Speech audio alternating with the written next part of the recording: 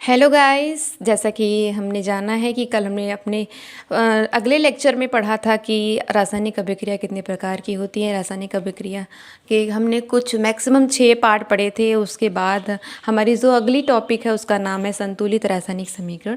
संतुलित रासायनिक समीकरण को हम बोलते हैं बैलेंसिंग केमिकल इक्वेशन। जैसे कोई भी संतुलित रासायनिक समीकरण दिया होता है तो हम उसे कैसे संतुलित करेंगे इसके बारे में हम जानेंगे। तो संतुलित रासायनिक समीकरण कहते किसे हैं, पहले हम इसको जानते हैं। जैसे कि यहाँ पे लिखा है, जब किसी रासायनिक अभिक्रिया में अभिकारकों एवं उत्पादों में परमाणु की संख्या बराबर होती है तो वह समीकरण संतुलित रासायनिक समीकरण कहलाता है। मीन्स यहाँ पे जैसे एग्जाम्पल्स दिया हुआ है, यहाँ पे नाइट्रोजन और हाइड्रोजन एक दूसरे से अभिक्रिया करके अमोनिया गैस बनाते हैं। तो यहाँ पे देखेंगे नाइट्रोजन हमारा 2 है, हाइड्रोजन हमारा 6 है, तो उत्पाद के साइड में भी नाइट्रोजन हमारा 2 है, हाइड्रोजन हमारा 6 है। मतलब परमाणु की संख्या अभिकारक और उत्पाद दोनों के साइड में बराबर है। इसका मतलब है कि दिया हुआ रासायनिक समीकरण हमारा कैसा है, संतुलित है। अगर दिया हुआ रासायनिक समीकरण संतुलित नहीं रहता है तो हम उसे किस प्रकार से संतुलित करेंगे। हमारी जो नेक्स्ट टॉपिक है रासायनिक समीकरण को संतुलित करना। इसमें 2 विधि दिया हुआ है। तो पहली विधि हमारी क्या है कि सर्वप्रथम सभी अणु को एक बॉक्स में लिख लेते हैं। जो भी रासायनिक समीकरण हमारा असंतुलित रहेगा हम क्या करेंगे, सबसे पहले उसे एक बॉक्स में रख लेंगे। उसके बाद दूसरी विधि हमारी क्या कहती है, दूसरी विधि में हम क्या करेंगे, उसके बाद जिस परमाणु की संख्या ज़्यादा है उसे दोनों तरफ बराबर करेंगे। उसे दोनों तरफ बराबर करने का मतलब क्या है कि जिसकी संख्या सबसे ज़्यादा होगी हम सबसे पहले उसे बराबर करेंगे, चाहे वो अभिकारक के साइड में ज़्यादा हो या फिर वो उत्पाद के साइड में ज़्यादा हो।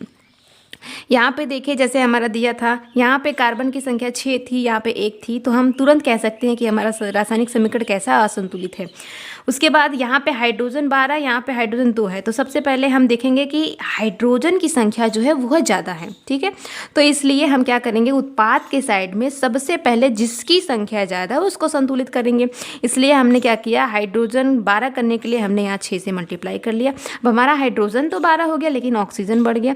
ऑक्सीजन यहाँ 6 ये हो गया और ये हमारा ऑक्सीजन यहाँ पे 6 2 12 और 12 और 6 कितना हो गया, 18 हो गया। तो यहाँ पे देखेंगे कितना हमारा ऑक्सीजन है, 6 ये हो गया और ये कितना है, ऑक्सीजन 2 है। तो यहाँ पे भी हम संतुलित करेंगे। इसको संतुलित करने के लिए ऑक्सीजन हमारा यहाँ पे 2 था और ये 8 हो गया।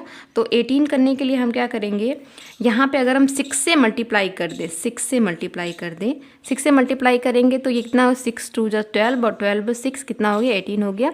इस तरीके से हमारा पूरा रासायनिक समीकरण संतुलित हो गया। अब हम कहेंगे दिया हुआ रासायनिक समीकरण हमारा संतुलित है। एज फॉर एग्जाम्पल, जैसे यहाँ पे एग्जाम्पल दिया हुआ है H2Cl2 और HCl। यहाँ पे हाइड्रोजन परमाणु की संख्या जो है अभिकारक के साइड में देखेंगे तो अभिकारक के साइड में हाइड्रोजन और क्लोरीन दोनों 2-2 है, उत्पाद के साइड में 1-1 है। तो हाइड्रोजन और क्लोरीन को संतुलित करने के लिए हम क्या करेंगे, सबसे पहले जो हमारा फर्स्ट स्टेप है हम क्या करते हैं, उसको ब्रैकेट में लिख लेते हैं। तो उसको ब्रैकेट में ऐसे लिख लिया। ब्रैकेट में लिखने के बाद जिसकी संख्या ज़्यादा है उधर हम उसकी संख्या को बढ़ाएंगे। तो इधर हम क्या किए, HCl हमारा दिया हुआ है तो कितना मोल यहाँ पे है, 2, यहाँ पे हमने 2 से मल्टीप्लाई कर दिया। यहाँ पे देखेंगे ये भी H2, या ये H2 हमारा 2, Cl2 हमारा ये भी, और यहाँ पे भी H2 हमारा और ये Cl2। मतलब दिया हुआ रासायनिक समीकरण हमारा कैसा हो गया, संतुलित हो गया। जैसे नेक्स्ट एग्जांपल में दिया है हमारा ये दूसरा Fe + H2O और हमारा बना रहा है Fe3O4 + H2। तो हम क्या करेंगे, सबसे पहले हमको कन्फ्यूज़न होती है कि किसकी संख्या ज़्यादा किसी की संख्या ज़्यादा नहीं है। तो हम फर्स्ट स्टेप में क्या करेंगे कि एक कॉलम बनाएंगे। कॉलम में एक साइड तत्व, दूसरी साइड R मतलब रिएक्टेंट, फिर दूसरी साइड P मतलब प्रोडक्ट, ठीक है। शॉर्ट फॉर्म में हमने लिखा है कि इसके परमाणु की संख्या और उत्पाद के परमाणु की संख्या और अभिकारक के परमाणु की संख्या, इससे हमारा जो होगा वो टाइम भी बचेगा और हमको समझ में भी आएगा। अब तक तो हमारे कितने दिए हैं, अभिकारक के साइड में, उत्पाद के साइड में। अभिकारक और उत्पाद में जो तत्व हैं वो सेम रहेंगे, वो नहीं चेंज होंगे, सिर्फ उनके परमाणु की संख्या चेंज होगी। जैसे यहाँ आयरन जो है हमारा 1 है अभिकारक के साइड में, इधर 3 है तो 1 3। हाइड्रोजन हमारे यहाँ 2 है तो 2, और यहाँ पे 2, मतलब हाइड्रोजन सेम है। ऑक्सीजन 1 है, यहाँ पे ऑक्सीजन 4 है। अब हम इसको क्या करेंगे, दिए हुए परमाणु को हम किसी ब्रैकेट में लिख लेंगे। अब देखिए ये हमारा परमाणु अणु जो भी है तो यहाँ पे इस यौगिक को हमने ब्रैकेट, सबको ब्रैकेट में लिख लिया। ब्रैकेट में लिखने के बाद जिसकी संख्या ज़्यादा, इधर देखिए ऑक्सीजन की जो संख्या है वो ज़्यादा है, वो भी कहाँ, उत्पाद के साइड में। तो उत्पाद के साइड में ऑक्सीजन की संख्या ज़्यादा, सबसे पहले हम अभिकारक के साइड में उसकी संख्या को बराबर करेंगे।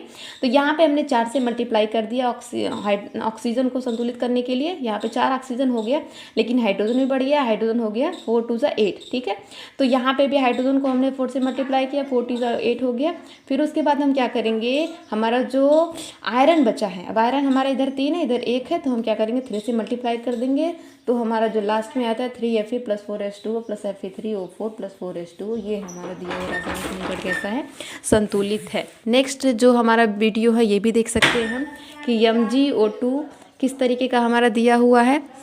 Mg + O2 + MgO, इसको भी हम इस तरीके से लिखेंगे। यहाँ पे 1 है हमारा रिएक्टेंट साइड में Mg, प्रोडक्ट साइड में भी हमारा 1 है, फिर उत्पाद के साइड में 2 है। ये हमारा ठीक HCl की तरह है, देखिए मल्टीप्लाई किया यहाँ पे 2 से मल्टीप्लाई किए, दोनों इक्वल हो गए। उसी प्रकार से हमारा ये वाला भी एग्जाम्पल पड़ा हुआ है। पहले हमने तत्व को लिखा, फिर R मतलब रिएक्टेंट, P मतलब प्रोडक्ट, दोनों संख्या को लिखने के बाद हमने संतुलित किया।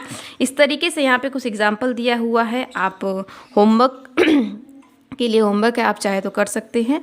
उसके बाद मिलते हैं नेक्स्ट वीडियो में। Please like subscribe my channel and click the bell icon button. आज के लिए सिर्फ इतना ही। Thank you.